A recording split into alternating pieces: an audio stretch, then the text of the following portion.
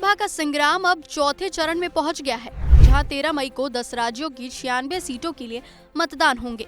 वैसे तो पिछली बार 2019 में इन 96 सीटों में 42 पर बीजेपी ने जीत हासिल की थी, लेकिन इस फेज में होने वाली सीटों पर फेरबदल होने की बहुत संभावनाएं हैं। यानी मुकाबला काफी दिलचस्प होगा, जिसमें मोदी कैबिनेट के कई मंत्रियों समेत कई बड़े सियासी दिग्गजों की साख दांव पर लगी है। चौथे चरण के संग्राम में सबसे बड़े चेहरों में से एक है सपा सुप्रीमो अखिलेश यादव, जो यूपी के कन्नौज सीट से चुनावी मैदान में है और जिनका मुकाबला होगा बीजेपी के मौजूदा सांसद सुब्रत पाठक से।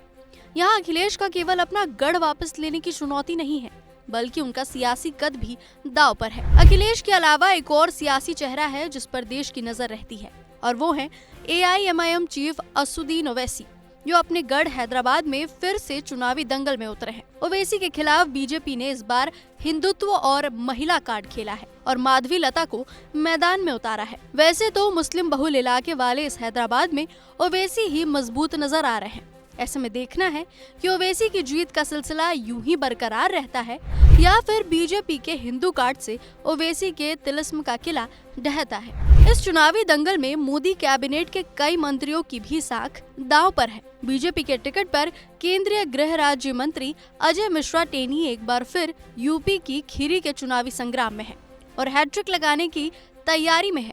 हालांकि सपा ने इस बार नए चेहरे उत्कर्ष वर्मा को टिकट दिया है। बता दें कि किसान आंदोलन के दौरान विरोध प्रदर्शन में यहां जीप से कुचलकर किसानों की मौत के मामले में टेनी के बेटे आशीष मिश्रा आरोपी हैं। इसलिए विपक्ष टेनी की उम्मीदवारी को किसान बेल्ट में मुद्दा बना रही है। मोदी कैबिनेट के एक और मंत्री चुनावी दंगल में उतरे हैं। बिहार के बेगूसराय से बीजेपी ने एक बार फिर से अपने फायर ब्रांड नेता और केंद्रीय मंत्री गिरिराज सिंह पर दांव खेला है, जिनका मुकाबला होगा भारतीय कम्युनिस्ट पार्टी के अवधेश राय से, जिन्हें आरजेडी और कांग्रेस का समर्थन भी है। अब देखना है कि क्या एक बार फिर भूमिहार बहुल इस सीट पर कमल खिलेगा या विपक्ष झटका देगा। बिहार में एक दिग्गज की साख दांव पर है और वो है नीतीश कुमार के करीबी रहे राजीव रंजन सिंह उर्फ ललन सिंह। बता दें कि मुंगेर लोकसभा क्षेत्र में जनता दल यूनाइटेड के बड़े चेहरे और मौजूदा सांसद ललन सिंह का मुकाबला आरजेडी की अनीता देवी से है, जो कि बाहुबली अशोक महतो की पत्नी है। ललन सिंह के कारण नीतीश की साख भी दांव पर है। मोदी कैबिनेट के एक और मंत्री की भी चौथे चरण में अग्नि परीक्षा होगी। बिहार के उजियारपुर में बीजेपी उम्मीदवार केंद्रीय गृह राज्य मंत्री नित्यानंद राय के सामने अपने वोट बैंक को साधे रखना और आलोक मेहता के लिए MY समीकरण के साथ कुशवाहा वोटर जोड़ने की चुनौती है। केंद्रीय मंत्रियों की इस लिस्ट में एक और नाम शामिल है और वो हैं जनजातीय मामलों के केंद्रीय मंत्री अर्जुन मुंडा। बीजेपी ने एक बार फिर झारखंड की खूंटी सीट से अर्जुन मुंडा को चुनावी मैदान में उतारा है, जिनके खिलाफ कांग्रेस ने कालीचरण मुंडा पर दांव खेला है।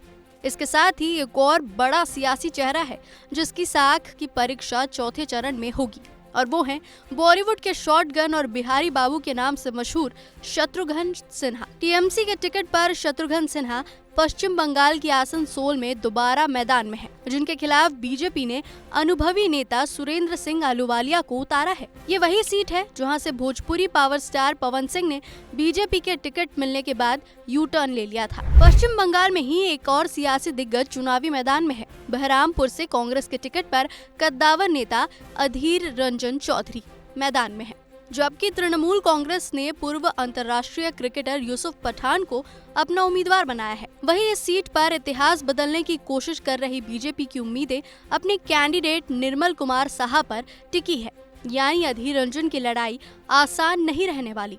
चौथे चरण में दक्षिण भारत में भी एक बड़ा चेहरा चुनावी दंगल में है और वो है आंध्र प्रदेश सीएम जगन मोहन रेड्डी की छोटी बहन YS शर्मिला, जो भाई का साथ छोड़कर कांग्रेस के टिकट पर चुनावी मैदान में है। YS शर्मिला आंध्र प्रदेश की कडपा सीट पर कांग्रेस उम्मीदवार हैं, जो मौजूदा सांसद और अपने चचेरे भाई YS अविनाश को चुनौती दे रही हैं। कडपा लोकसभा सीट से चुनाव लड़ने के शर्मिला के फैसले ने पारिवारिक कलह को अब पूरी तरह से राजनीतिक लड़ाई में तब्दील कर दिया है। बता दें कि 13 मई सोमवार को चौथे चरण के लिए वोटिंग होगी, जिसके लिए सभी सियासी दलों ने ताकत झोंक दी है। ऐसे में इन दिग्गजों की साख दांव पर लगी है।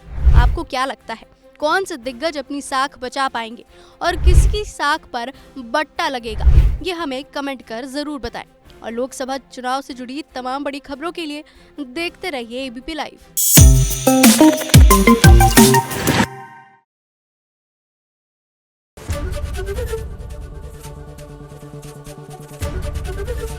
एबीपी गंगा, खबर आपकी, जुबान आपकी।